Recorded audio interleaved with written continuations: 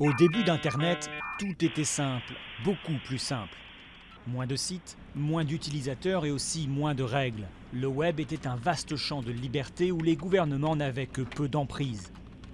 Mais très vite, les startups Google et Facebook se sont transformés en mastodontes. Des géants désormais cotés à Wall Street. Le cyberespace est lui devenu un terrain fertile pour les criminels, un terrain virtuel qui, comme l'a révélé Edward Snowden, est sous la surveillance constante des services de renseignement américains. Dans cette nouvelle réalité où protéger sa vie privée devient un défi, certains voient une opportunité de faire des affaires. Il y a de fortes chances pour que ce genre de pratique de surveillance et de non-respect de la vie privée des internautes existe partout dans le monde. Donc cela représente une chance énorme pour ceux qui voudraient développer des produits permettant au grand public de sécuriser leurs communications et protéger leurs données personnelles.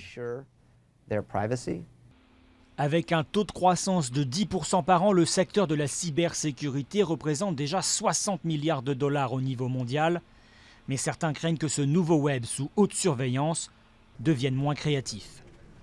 Si on commence à considérer que l'Internet est un lieu qui n'est pas assez sécurisé pour nos communications privées et où on ne peut pas s'exprimer, cela va changer la manière dont on l'utilise et mettre en péril certaines des promesses d'Internet.